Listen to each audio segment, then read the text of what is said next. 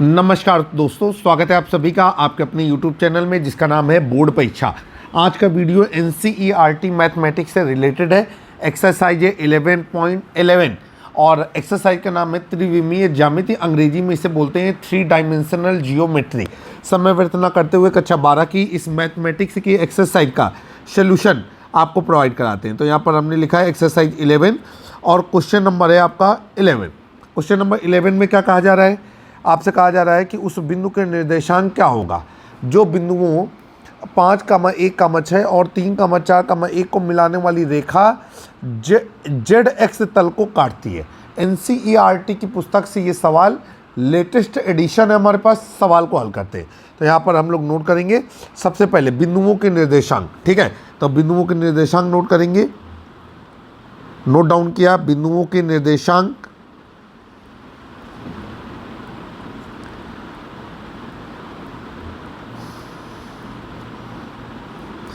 और वो हो गया आपका 5,1,6 वा 3,4,1। इसके बाद आपसे कहा जा रहा है कि इन बिंदुओं को मिलाने वाली रेखा ZX तल को काटती है। तो यहाँ पर लिखेंगे समतल ZX तल का समीकरण। और ये समीकरण है y = 0। आगे चलते हैं हम लोग। अब हमको क्या करना है कि हमको बिंदुओं 5,1,6 और 3,4,1 से होकर के जाने वाली रेखा का समीकरण निकालना है। तो आइए इसके लिए हम लोग रेडी हैं। यहाँ पर सबसे पहले हमको मालूम होना चाहिए कि फार्मूला अप्लाई करते हैं। तो फार्मूला हम काले पेन से अप्लाई करते हैं। देखेंगे बिंदुओं x1, y1, z1,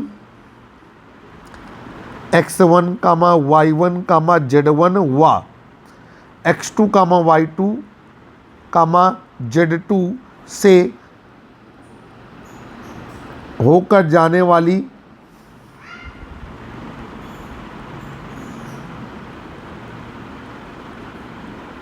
रेखा का समीकरण। और यहीं से हम सीखेंगे फार्मूला। वो समीकरण होता है आपका x minus x1 upon x2 minus x1 बराबर y minus y1 upon y2 minus y1 बराबर z minus z1 upon z2 minus z1। ठीक है, अब नीचे लिखेंगे इसलिए बिंदुओं 5,1,6 व 3,4,1 को मिलाने वाली रेखा का समीकरण। मिलाने वाली रेखा का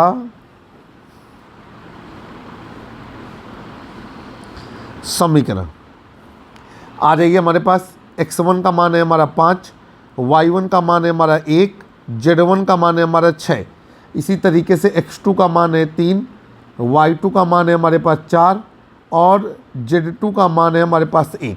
फार्मूले पे हम रखेंगे x माइनस 5 अपॉन नीचे हो जाएगा 3 minus 5 is equal to y minus 1 upon 4 minus 1 is equal to z minus, ठीक है, z माइनस 6 अपॉन 1 माइनस 6। इतना हो गया। अब सरल करने पे जो आएगा उसे नोट डाउन करेंगे। x माइनस 5 बटे माइनस 2 बराबर ये हो जाएगा y माइनस 1/3 बराबर z माइनस 6 बटा माइनस 5। ठीक है, अब क्या करेंगे हम इन्हें लिम्डा के बराबर मान लेंगे कि जो इनकी वैल्यू है वो लिम्डा के बराबर है। मतलब x माइनस 5 अपन माइनस 2 जो है वो y माइनस 1/3 के बराबर है और ये z माइनस 6 बटे माइनस 5 के बराबर है और ये सब लिम्डा के बराबर है। ठीक है, अब बारी बारी से हम इन पर लेम्डा की वैल्यू को कैलकुलेट करने की कोशिश करेंगे।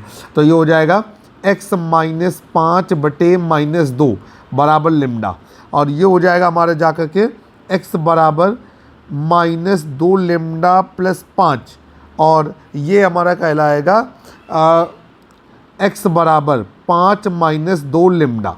फिर आगे चलेंगे। इसी तरीके से हम यहाँ पर कंसीडर करेंगे कि y माइनस 1/3 इज इक्वल टू लेम्डा और y इज इक्वल टू हो जाएगा 3 लेम्डा प्लस 1। ठीक है, आगे हम कंसीडर करेंगे, ये हो जाएगा आपका z-6 upon -5 is equal to lambda, और ये हो जाएगा आपका z-6 is equal to -5 lambda. z अकेला करेंगे, -6 उधर जाएगा तो पॉजिटिव हो जाएगा, तो ये हो जाएगा 6 - 5 लेमडा। आई होप कि इतनी चीज़ें आपको समझ में आ गई होंगे। चलिए आगे चलते हैं। अब यहाँ पर लिखेंगे इसलिए या रेखा पर स्थित बिंदु के निर्देशांक, और वो निर्देशांक होते हैं हमारे कौन कौन से, x, y, z। चलिए भाई, x का मान क्या है आपका, x का मान है आपका x का मान निकाला है 5 - 2 लेमडा, तो ये हो जाएगा आपका 5 - 2 लेमडा। y का मान है 1 + 3 लेमडा, और z का मान है 6 - 5 लेमडा। ठीक है, अब आगे चलेंगे। क्या कह रहा है कि रेखा समतल z x अक्ष से होकर जाती है या उसे काटती है, तो लिखेंगे कि चूंकि रेखा z x समतल को काटती है,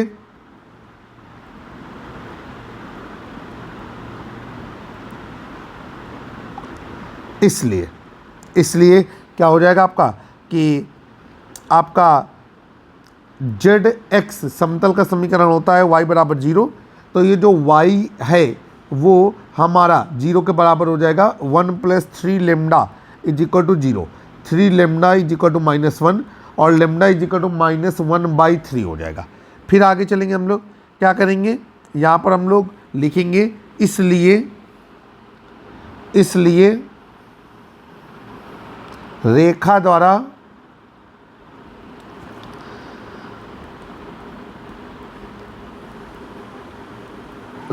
द्वारा समतल को प्रतिच्छेद करने वाले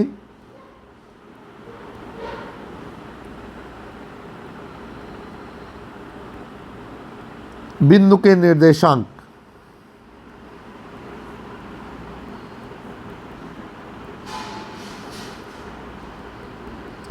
और वो निर्देशांक हो जाएंगे आपके कौन कौन से, 5 - 2 लेमडा, 1 + 3 लेमडा, 6 - 5 लेमडा। आइए यहाँ पर लेमडा का मान रख देते हैं। ये हो जाएगा आपका 5 - 2 गुणे -1/3, 1-3 गुणे -1/3, 6 - 5 गुणे -1/3। ठीक है, आगे चलेंगे। ये हो गया आपका 5 ऋण का गुणा धन, 5 धन 2/3, 3 से 3 कट गया, 1 धन ऋण का गुणा ऋण, और ये हो जाएगा ऋण का गुणा धन, तो ये हो जाएगा 6 धन 5/3। आगे चलेंगे, ये हो जाएगा आपका 5 या 15, 15 2 17, तो ये हो जाएगा 17/3, 0, 36 का 18, 18 और 5 23, तो ये हो जाएगा आपका 23/3। तो यही वो बिंदु है जो दिए गए बिंदुओं को मिलाने वाली रेखा जब समतल z-x के तल को काटती है, तो ये प्रतिच्छेद बिंदु निर्मित करते हैं। उम्मीद है कि सवाल आपको समझ में आया होगा। अब हम लोग चलते हैं क्वेश्चन नंबर 12 की ओर। क्वेश्चन नंबर 12 आपकी स्क्रीन पर देखिए, कैसे करेंगे, ज़रा सवाल को समझने की ज़रूरत है। क्वेश्चन नंबर 12 में क्या कहा जा रहा है, अभी देखते हैं सवाल क्या कहा जा रहा है। सवाल कर रहा है उस बिंदु के निर्देशांक ज्ञात कीजिए जहां बिंदुओं 3, -4, -5 और 2, -3, 1 से गुजरने वाली रेखा समतल 2x धन y धन z बराबर 7 के पार जाती है। चलिए भाई, रेडी है हम सवाल को हल करने के लिए। यहाँ पर हम लोग लिखेंगे बिंदुओं के निर्देशांक, नोट डाउन किया, NCERT की मुख्य पुस्तक है बिंदुओं के निर्देशांक। जल्द ही आप पुस्तक को डिस्क्रिप्शन बॉक्स से डाउनलोड कर पाएंगे। बिंदुओं के निर्देशांक हमको दिए गए हैं 3, -4, -5। वाह, ये हो जाएगा आपका 2, -3, 1। ठीक है, अब देखिए भाई, यहाँ पर समतल का समीकरण क्या दिया गया है वो नोट डाउन करेंगे। समतल का समीकरण, ये हमको दिया गया है 2x धन y धन z बराबर 7। अब सबसे पहले यहाँ पर आप फार्मूला लगाएंगे। फार्मूला जैसा पहले क्वेश्चन नंबर 11 में लिखा गया था, हम यहाँ पर बोलेंगे और आपको वो नोट डाउन करना है। आपको लिखना है बिंदुओं x1, y1, z1 तथा x2, y2, z2 से होकर के जाने वाली रेखा का समीकरण, और वो होता है x minus x1 upon x2 minus x1 बराबर y minus y1 upon y2 minus y1 बराबर z minus z1 upon z2 minus z1। ठीक है, चलिए भाई अब यहाँ पर लिखेंगे, इसलिए फार्मूला अप्लीकेबल करेंगे तो लिखेंगे बिंदुओं ये 3 कामा माइनस 4 कामा माइनस 5 व 2 कामा माइनस 3 कामा 1 से होकर जाने वाली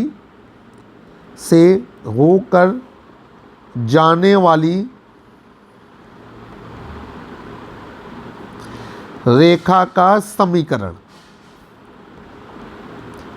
और उसके लिए हम लोग नोट डाउन करेंगे, x1 का मान है हमारा 3, y1 का मान है हमारा -4 और z1 का मान है हमारा -5।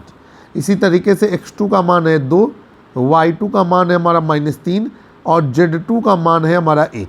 आइए अप्लाई करेंगे तो ये हो जाएगा x minus x1 upon x2 minus x1, तो ये हो जाएगा 2 माइनस 3 बराबर y minus y1 upon y2 minus y1, कुछ इस तरीके से रहेगा। और ये हो जाएगा z minus z1 upon z2 minus z1, कुछ इस तरीके से रहेगा। इसको हम सिंपलीफाई करेंगे, x माइनस 3 बटे माइनस 1 बराबर ऋण ऋण का गुणा धन, तो y प्लस 4 बटे माइनस 3 धन 4, तो ये हो जाएगा आपका 1 बराबर ऋण ऋण का गुणा धन, तो z प्लस 5 बटे ऋण, यहाँ पर ऋण से ऋण का गुणा होगा तो धन आएगा, 5 और 1 6, तो ये हो गया आपका एक वैल्यू निकल कर के आई, एक रेखा का समीकरण निकल कर के आया। आपने किया लेटर से ज्यूम, हम मान लेते हैं कि x माइनस 3 बटे माइनस 1 बराबर y प्लस 4 बटे 1 बराबर z प्लस 5 बटे 6। आप पुस्तक को जल्द ही डिस्क्रिप्शन बॉक्स से डाउनलोड कर पाएंगे। चलिए भाई अब ये हो जाएगा आपका, इसको हम लेमडा के बराबर कर लेते हैं। ठीक है, अब जब ये लेमडा के बराबर हो गया तो यहाँ पर क्या हो जाएगा कि हम x y z की वैल्यू कैलकुलेट करेंगे, तो ये हो जाएगा, इसलिए x माइनस 3 बटे माइनस 1 बराबर लेमडा, ये हो जाएगा x बराबर 3 धन लेमडा। ठीक है, 3 माइनस लेमडा, सही करते हैं, x बराबर 3 माइनस लेमडा। फिर आगे चलेंगे, ये हो जाएगा आपका y धन 4 बटे 1 बराबर लेमडा, और ये हो जाएगा y बराबर लेमडा माइनस 4, y बराबर लेमडा माइनस 4। और इसी तरीके से हम z को इक्वल करेंगे लेमडा के, तो z प्लस 5 बटे 6 बराबर लेमडा, और z बराबर हो जाएगा 6 लेमडा माइनस 5। यहाँ पर हो जाएगा कि अतः रेखा पर स्थित बिंदु। ठीक है, अतः रेखा, कौन सी रेखा? जो इन बिंदुओं से होकर के जाती है, रेखा पर स्थित बिंदु। और वो बिंदु क्या हो जाएंगे हमारे? वो हो जाएंगे आपके x कामा y कामा z, और x की वैल्यू हमने निकाली है 3 माइनस लेमडा कामा, ये हो जाएगा आपका लेमडा माइनस 4 कामा 6 लेमडा माइनस 5, इतनी वैल्यू हो गई। अब हम लोग चलेंगे, अब क्या कर रहे हैं कि ये बिंदु कहाँ पर है? समतल पर, क्योंकि कह रहा है कि ये रेखा समतल से आर पार जाती है, तो इसका मतलब ये है कि ये बिंदु समतल पर होंगे। तो नीचे लिखेंगे, क्योंकि यह बिंदु समतल पर स्थित है,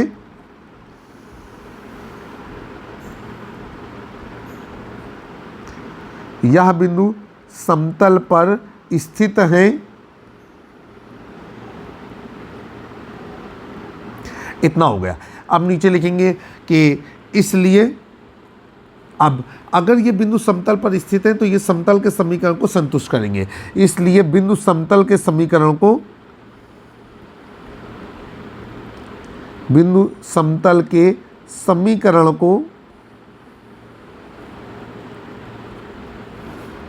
संतुष्ट करेंगे।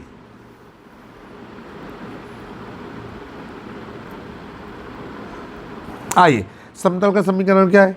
समतल का समीकरण है 2x धन y धन z बराबर 7। चलिए भाई, अब x बराबर क्या रखेंगे, यहाँ पर लिखा है x बराबर 3 माइनस लेमडा कामा y बराबर लेमडा माइनस 4 कामा z बराबर लेमडा z बराबर 6 लेमडा माइनस 5 रखने पर अब ये हो जाएगा आपका ये 2 ब्रैकेट में 3 minus lambda plus lambda minus 4 plus 6 lambda minus 5 बराबर 7। ये हो गया आपका 6 minus 2 lambda plus lambda minus 4 plus 6 lambda minus 5 बराबर 7।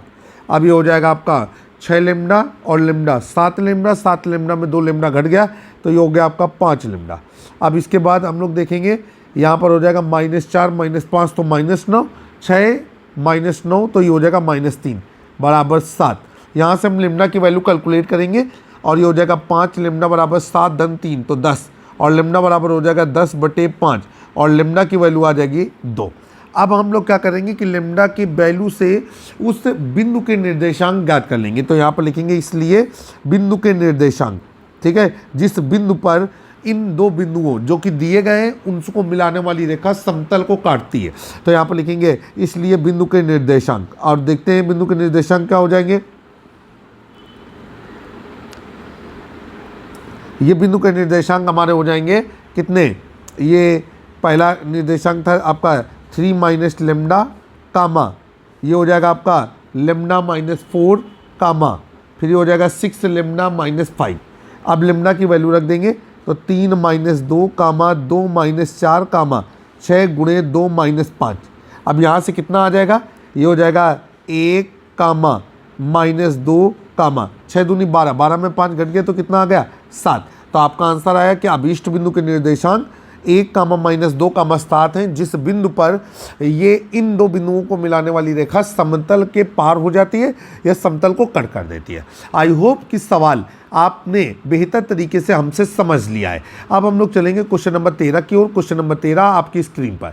आइए क्वेश्चन नंबर 13 को हल करते हैं। एक्सरसाइज कक्षा 12 के लिए है जिसका नाम है त्रिविमीय ज्यामिति। चलिए भाई, यहाँ पर क्वेश्चन नंबर आ गया हमारा 13। अब देखिए क्या कहा जा रहा है। अब आपसे कह रहा है कि बिंदु -1 कामा 3 कामा 2 से जाने वाली तथा समतल x धन 2y धन 3z बराबर 5 और 3x धन 2y धन 5 बराबर 0 में प्रत्येक पे लंब समतल का समीकरण ज्ञात कीजिए। ठीक है, चलिए भाई, आपको एक कंडीशन बताई गई है, एक नियम बताया गया है कि अगर दो समतल हैं जिनको a1x plus b1y plus c1 बराबर 0 प्लस c1z प्लस d1 बराबर 0 और a2x plus b2y plus c2z plus d2 बराबर 0 के रूप में रिप्रेजेंट किया जा रहा है और वो परस्पर लंब हैं, तो क्या होगा कि a1 a2 plus b1 b2 plus c1 c2 बराबर कितना हो जाएगा 0। सभी लोगों को समझ में आ गया? तो चलेंगे यहाँ पर हम लोग क्या करेंगे कि सबसे पहले आप सवाल को हल करेंगे। अब हम यहाँ पर क्या करेंगे कि यहाँ पर हम समतलों के समीकरण नोट करेंगे। तो यहाँ पर लिखेंगे समतलों के समीकरण।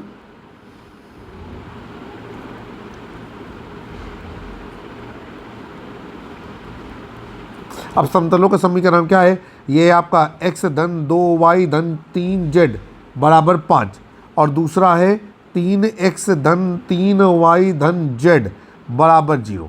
अब यहाँ पर बिंदु के निर्देशांक -1 कामा 3 कामा 2। अब सबसे पहले क्या करेंगे कि हम इस बिंदु से होकर के जाने वाले समतल का समीकरण ज्ञात करेंगे। ठीक है, तो यहाँ पर लिखेंगे हमारा एक फार्मूला अप्लाई होगा, तो फार्मूला अप्लाई करेंगे, लिखेंगे बिंदु x1 कामा y1 कामा z1 से होकर जाने वाले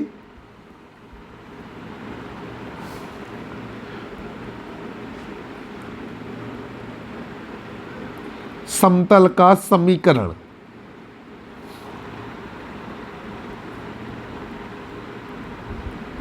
और ये होता है आपका a x minus x1 plus b, ये होता है आपका y minus y1 plus c और ये होता है z माइनस z1 बराबर 0। तो यहाँ पर लिखेंगे नीचे इसलिए बिंदु। अब बिंदु क्या कहा जा रहा है, बिंदु कहा जा रहा है -1 कामा 3, 2 से होकर जाने वाले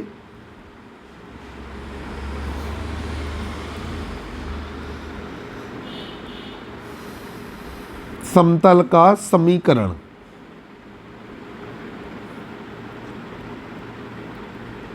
चलिए भाई, अब देखिए भाई क्या हो गया कि x1 बराबर -1, y1 बराबर 3 और z1 बराबर 2।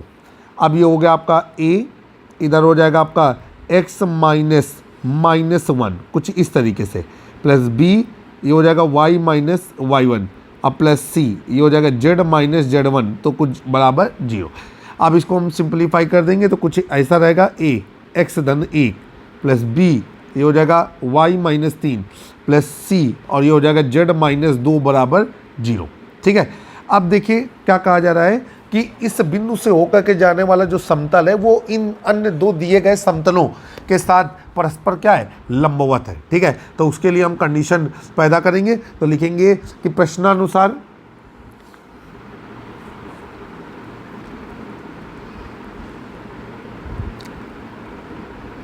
समतल ए ब्रैकेट में x प्लस 1 प्लस बी और ये हो जाएगा y -3 प्लस सी और ये हो जाएगा z -2 बराबर 0। ठीक है, बराबर 0। देखिए 0 लगा हुआ है, ये मैं फिर से 0 बना देता हूँ और इसे इरेज कर देता हूँ ताकि आप किसी कन्फ्यूजन में ना रहें। बराबर 0 हुआ समतल। अब उनमें से कोई एक समतल ले लीजिए और वो समतल क्या हमने लिया कि x धन 2y धन 3z बराबर 5, x धन 2y धन 3z बराबर 5।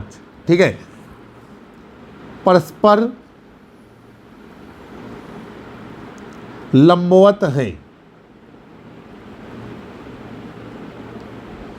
चले भाई, अब यहां से देखेंगे तो पहले से मिलेगा a1 बराबर कितना, a1 बराबर मिलेगा a और दूसरे वाले से हमें मिलेगा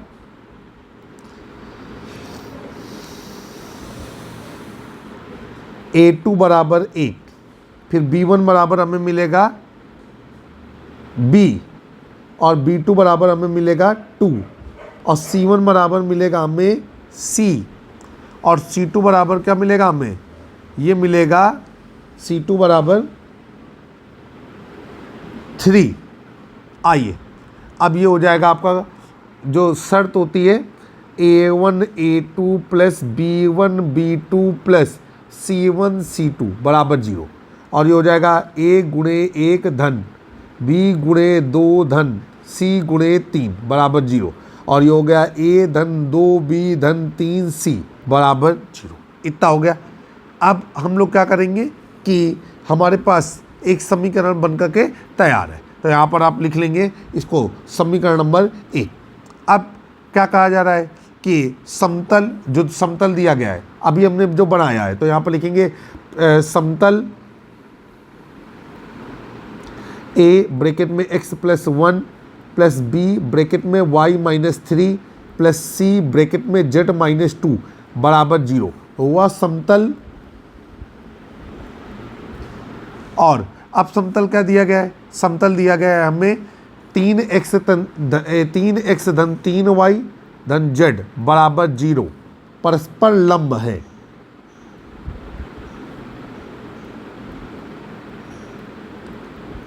अब अगर ये परस्पर लंब है तो क्या हो जाएगा, a1 कितना आ जाएगा, a1 आ जाएगा हमारा a।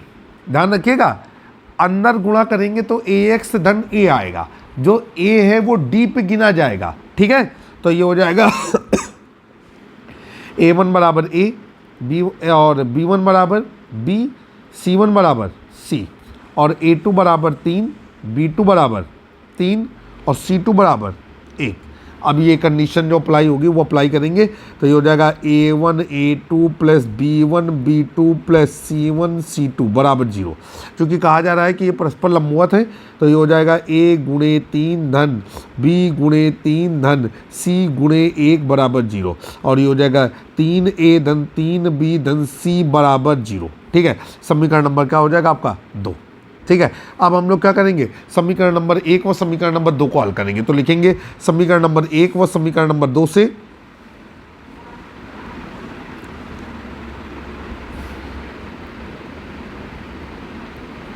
चलिए भाई, समीकरण नंबर 1 और समीकरण नंबर 2 से क्या हो जाएगा, ये हम कुछ इस तरीके से हल करेंगे कि बज गुणनखंड विधि का इस्तेमाल कर लेते हैं। ठीक है, आसानी से हल हो जाएगा पूरा का पूरा सवाल। तो ये हो जाएगा समीकरण नंबर 1 हो गया आपका a धन 2b धन 3c बराबर 0, a धन 2b धन 3c बराबर 0। और समीकरण नंबर जो 2 है वो है आपका 3a plus 3b plus c बराबर क्या 0। ठीक है, अब यहाँ पर हल करते हैं जब इन्हें, तो क्या होता है कि a अपॉन, अब a अपॉन क्या हो जाएगा आपका, ये हो जाएगा आपका 2 गुणे 1 माइनस 3 गुणे 3 बराबर b अपॉन, अभी हो जाएगा आपका कितना, जब b वाला हो जाएगा तो ये हो जाएगा 3 गुणे 3 माइनस 1 गुणे 1 बराबर c अपॉन, और ये हो जाएगा 1 गुणे 3 माइनस 2 गुणे 3। अब इसे हल करेंगे तो a बटे 2 माइनस 9 बराबर b बटे 9 माइनस 1 बराबर c बटे 3 माइनस 6। ये हो जाएगा a बटे माइनस 7 बराबर b बटे 8 बराबर c बटे माइनस 3। सभी लोगों को समझ में आ गया। अब हम लोग क्या करेंगे कि हम लिखेंगे माना, इस वैल्यू को हम लेमडा के बराबर कर लेते हैं, तो a बटे माइनस 7 बराबर b बटे 8 बराबर c बटे माइनस 3 बराबर लेमडा। अब हमारा क्या हो जाएगा कि बारी बारी से a बटे माइनस 7 बराबर लेमडा और a बराबर हो जाएगा आपका माइनस 7 लेमडा। इसी तरीके से b बटे 8 बराबर लेमडा और b बराबर हो जाएगा आपका 8 लेमडा, और ये हो जाएगा c बटे माइनस 3 बराबर लेमडा, और ये हो जाएगा c बराबर माइनस 3 लेमडा। सभी लोगों को समझ में आ गया। अब हम लोग क्या करेंगे कि इस जो a b c का मान है वो मुख्य समीकरण पे रख देंगे। ठीक है, तो यहाँ पर लिखेंगे कि a b c का मान समतल के समीकरण या समतल, अब वो समतल क्या था, a ब्रैकेट में x plus 1 plus b bracket में y minus 3 plus c bracket में z माइनस 2 बराबर 0 पर रखने से 0 में रखने पर, और ये हो जाएगा आपका कितना, ये हो जाएगा आपका ए बी सी का मान यहाँ पर रखिए, तो a का मान है माइनस 7 लेमडा, तो ये हो जाएगा minus 7 lambda x plus 1 plus b का मान क्या है आपका, b का मान है आपका 8 लेमडा, और ये हो जाएगा आपका y माइनस 3, और c का मान क्या है माइनस 3 लेमडा, और ये हो जाएगा z माइनस 2 बराबर 0। चलिए भाई सवाल हल करते हैं। अब ये हो जाएगा माइनस 7। ठीक है, ये पूरे से लेमडा हम कॉमन ले लेंगे, तो लेमडा कॉमन ले लें तो ये हो जाएगा माइनस 7 x प्लस 1। ठीक है, अब इसके बाद इसको हम इरेज कर सकते हैं ऐसे। अब इसके बाद ये हो जाएगा प्लस 8, और ये हो जाएगा y माइनस 3 और ऋण 3 ब्रैकेट में z माइनस 2 बराबर क्या हो जाएगा आपका 0। लेमडा उधर जाएगा तो खत्म हो जाएगा, और ये हो जाएगा आपका minus 7x minus 7 plus 8y minus 24 minus 3z plus 6 बराबर 0। ठीक है, अब ये हो गया आपका minus 7x plus 8y minus 3z, और देखिए भाई माइनस 24 माइनस 7 माइनस 31 प्लस 6, तो ये हो जाएगा आपका माइनस का 25 बराबर 0। अब माइनस कॉमन ले लेंगे इससे, तो ये हो जाएगा 7x minus 8y plus 3z plus 25 बराबर 0, और नीचे लिखेंगे आंसर यही समतल का अभीष्ट समीकरण है। लिखेंगे यही समतल का समीकरण है। यह आपका आंसर हुआ। आशा करते हैं कि आज जो क्वेश्चन नंबर 11, 12 और 13 आपको समझाए गए, ये आपको बेहतर तरीके से समझ में आए होंगे। जल्द ही हम एक नए वीडियो में फिर से आपसे मुलाकात करेंगे। मैं आपका दोस्त और होस्ट इमरान। जय हिंद, जय भारत।